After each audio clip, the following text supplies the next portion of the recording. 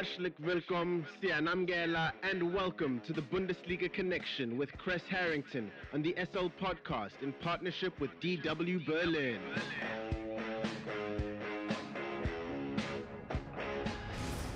It's time for the latest from Germany's domestic football league, the Bundesliga, and more. For that, we are joined by Kres Harrington from our partner station Deutsche Welle in Berlin, Germany. Kres, you mentioned Gladbach and Dortmund being an emotional match.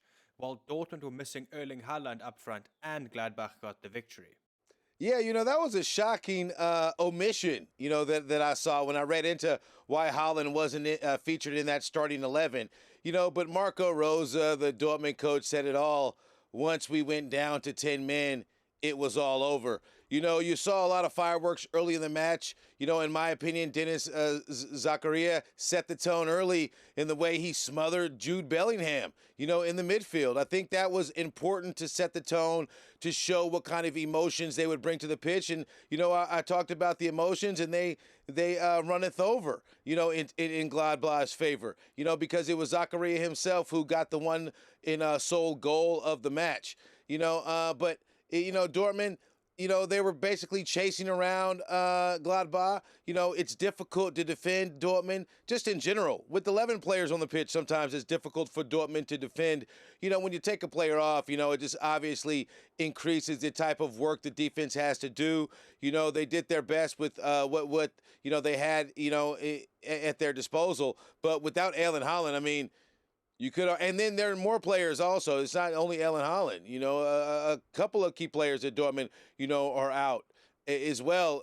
But Erling Haaland specifically, I think missing him, obviously he does make a defense rethink what kind of scheme they'll have to contain, his offensive prowess. But, at the end of the day, they didn't get the point. Some people out there actually are calling conspiracy and think maybe Marco Rose used to be at Gladbach. It's important that he doesn't just, beat up his former club too badly. They are neighbors not too far away. But at the end of the day, Dortmund, they get a bit of a dip in the standings, because they didn't pick up points and they have to prepare for the Champions League. But it was a good match.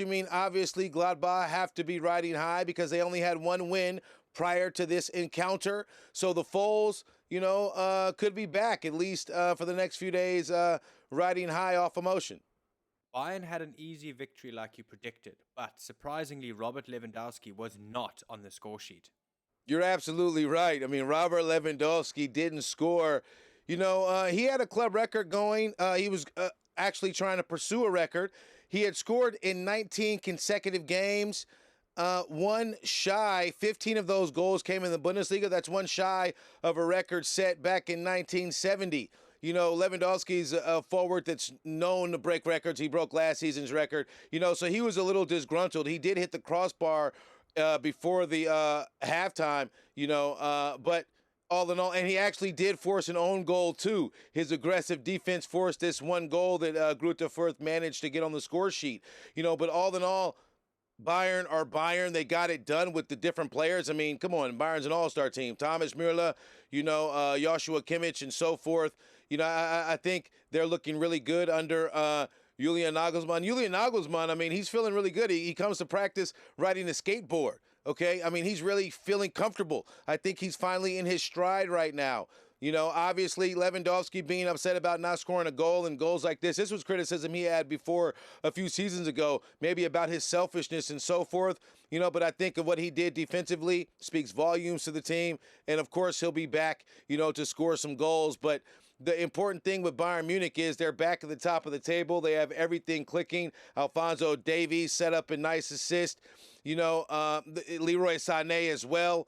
So these are players that, have been hit or miss, at times, and then health issues as well.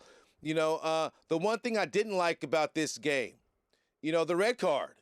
I did see a red card in this game. Benjamin Pavard, the way he took down Julian Green, an American midfielder, I don't know. I think that's bad defense. I think you have to play defensively and have the scheme right. If you take a player out, it's kind of unfair. Obviously, it was done to kill their momentum in that play, and he managed that.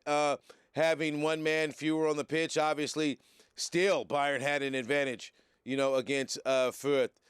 So Bayern got what they want at the end of the day. Sometimes, how you get there doesn't matter. The results matter the most. That's kind of what Thomas Müller touched on after the match, and I completely agree because they are where they want to be, and that's at the top of the table looking down at their competitors. Chris, the Champions League returns this week with all 4 German sides playing at home.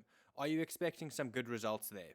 I hope there are good results. Match day 1 didn't see bad results. We saw a lot of individual things. We have RB Leipzig playing Bruges.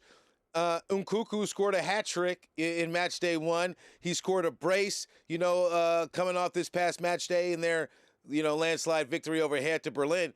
And I think they look good. I mean, them being at home means a lot more to the Bulls of Leipzig. They've won their last 4 European home games, and they're unbeaten, on their own ground since losing to Lyon a couple seasons ago. So I do think that is good for RB Leipzig's chances. Dortmund have Sporting Lisbon.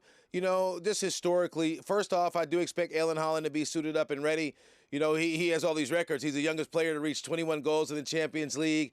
They have Bellingham, the youngest player to score in 2 consecutive games. And then they have Moukoko, the youngest player to score in the Champions League. I think that team will be ready to be firing on all cylinders, especially coming off a defeat. Sporting Lisbon, they've never defeated a German side. Dortmund, they're perfect. They have a perfect home record against Portuguese visitors. I think this will be no different. And then the other 2 matches, you have Bayern Munich, playing Dynamo Kiev, and then you have the Wolves of Wolfsburg playing Sevilla. Now, I think that should be an interesting match, Wolfsburg and Sevilla, given everyone resulted in draws in match day 1, so it's pretty level. And I think the Wolves are in good shape moving forward, even though they're coming off a tough match day. I do think they have the young players and the talent, to get it done. At least maybe pick up a point, to say the least, and still stay, within our conversation of moving to the next round. And before I let you go, Chris, just like always, what else has hit your radar this week? Yeah, I mentioned Christopher Nkunku, our RB Leipzig. He does it again, a brace, against Hertha Berlin, the capital club here. In Berlin, and he also had an assist. I think he's really important for Leipzig's success. Leipzig have a lot of players that don't get the, the notoriety that Dortmund players tend to get, but Nkunku definitely is a player to look out for. And also another player, Bayer Leverkusen, Florian Wirtz. Florian Wirtz made history as the youngest player to reach 10 Bundesliga goals with his match winner for Leverkusen. And Mainz, speaking about that relationship, Mainz is a team that handed RB Leipzig a defeat, this season. So Mainz is no walk in the park. Just 2 youngsters, doing their thing in the Bundesliga, I thought was definitely worth a shout out. Thank you very much for the Bundesliga update, Mr. Kres Harrington from our partner station Deutsche Welle in Berlin, Germany. Have a fantastic day further. Danke und auf Wiedersehen. The Bundesliga Connection is a team effort driven by the following incredible individuals. The show is hosted by Aidan Hewitt and Kres Harrington. It is produced by Kres Harrington. It is edited by Aidan Hewitt and Uli Presch, and graphics are provided by David Scullard.